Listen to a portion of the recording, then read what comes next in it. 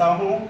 और सूबे के मुख्यमंत्री योगी आदित्यनाथ जी को जब गोरखपुर से सांसद हुआ करते थे, मैं तभी से उनके विचारों को सुनता हूँ और जन जन तक पहुँचाने का कार्य करता हूँ। लेकिन मैं सूबे के मुख्यमंत्री योगी आदित्यनाथ जी को किसी राजनीतिक व्यक्ति के रूप में नहीं, बल्कि इस सनातन धर्म के संरक्षक के रूप में, एक कट्टर हिंदू के रूप में मैं उनका देखता हूं और इसलिए मैं उनका अनुपालन करता हूं। बीच में आपको धमकी आई थी, क्या कहना चाहेंगे? बिल्कुल, ये योगी आदित्यनाथ जी का जो मिमिक्री मैं करता हूं, उसी से संबंधित एक युवा हमारे पास फोन करता है और हमें धमकी देता है कि अगर योगी आदित्यनाथ जी का तुम मिमिक्री करोगे, कॉपी करोगे, तुम्हारी हत्या कर देंगे और मुझे 50 लाख की फिरौती मांगता है। इसी के संबंध में मैं लार थाना में उसके खिलाफ FIR दर्ज कराता हूं, लेकिन दुर्भाग्य है अभी भी वो अपराधी नहीं पकड़ा गया है। योगी जी, बिहार में चुनाव चल रहा है, बिहार में बहार है, किसकी सरकार है, तो आप ये बताइए, मैं आपसे पूछूंगा, आप अपने ढंग से उसका जवाब दीजिएगा।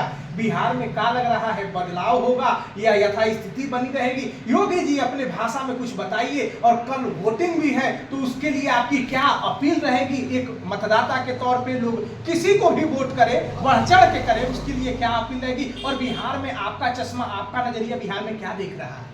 देखिए, यह लोकतंत्र है और इस लोकतंत्र में जो आम शक्ति है मत देने का, वो आम जनता में निहित है।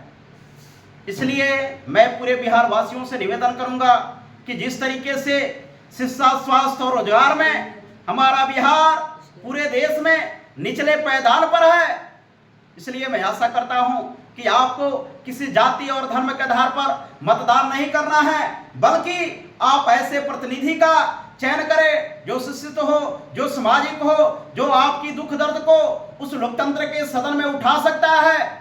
ऐसे प्रतिनिधियों का चयन करके आप अपने बच्चों के लिए, आप अपनों लिए, आप अपने स्वास्थ्य के लिए ऐसे प्रतिनिधि का चयन करें ताकि आपके क्षेत्र का विकास हो सके। लोगों का कहना है योगी जी बहुत होनहार हैं, अवधेश साहनी जी बहुत होनहार है, पढ़ने में ठीक है, बच्चों की मदद भी करते हैं। मदद मतलब उनकी शिक्षा में अगर कोई दिक्कत हो रही है, उनको कुछ समझाना है, आप समझा देते हैं। योगी जी सब कुछ ठीक है, आप पढ़ने में ठीक है, योगी जी का पूरा गेटअप है, सनातन धर्म को मानते हैं। योगी जी ने शादी नहीं की है, वो संत हैं, एक मठ के मठाधीश हैं, तो आपकी शादी उदी हुई है? देखिए, अभी हमारी शादी नहीं हुई है, लेकिन आपके माध्यम से मैं सभी दर्शकों को अवगत कराना चाहता हूं कि मैं सनातन धर्म का अनुयायी हूं और इसलिए मैं सनातन धर्म से संबंध रखता हूं और हमारे सनातन धर्म में शादी एक संस्कार माना गया है, इसलिए मैं उस संस्कार को पूरा करूंगा और शादी भी करूंगा।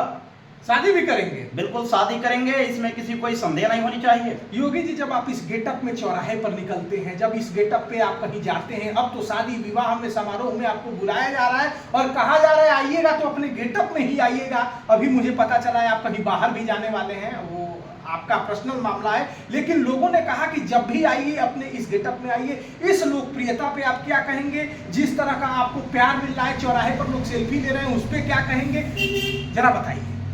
देखिए, बाहर की बात है तो मैं पूरे प्रदेश में मैं तमाम सामाजिक, धार्मिक और सांस्कृतिक कार्यक्रमों में भाग लेता हूं और इस समाज में जो पिछड़े वर्ग है, जो अभी भी शिक्षा, स्वास्थ्य से और रोजगार से दूर है, मैं उनके हक अधिकार को जागरूक करता हूं, उनके शिक्षा को महत्व को समझाता हूं, उसके मतदान के महत्व को समझाता हूं और तमाम ऐसे कार्यक्रम करते रहते हैं।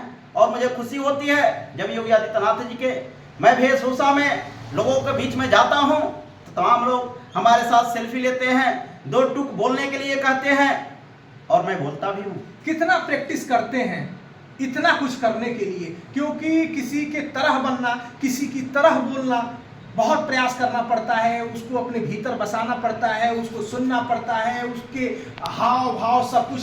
गेटअप में देखिए, आपके कानों में बाली है, संभवतः जब से आपने ये बोलना शुरू किया है, योगी जी 2 का जब से आपको एक आपने नाम दिया है, तो ये सब कुछ गेटअप है। कितनी मेहनत करनी पड़ती है? देखिए, जिसको लोग अपना आदर्श मानते हैं, जिनके विचारों को जानना चाहते हैं, उनको ध्यानपूर्वक सुनना पड़ता है, उनके विचारों को सुनना पड़ता है और उनकी वेशभूषा को भी अपनाने के लिए काफ़ी कठिनाइयों का सामना करना पड़ता है। आप देख सकते हैं, हमारा भी बाल लगभग प्रत्येक सप्ताह में उसका मुंडन करवाया जाता है, कटवाया जाता है, तब जा करके ये योगी जी 2 के रूप में आप देख पा रहे हैं।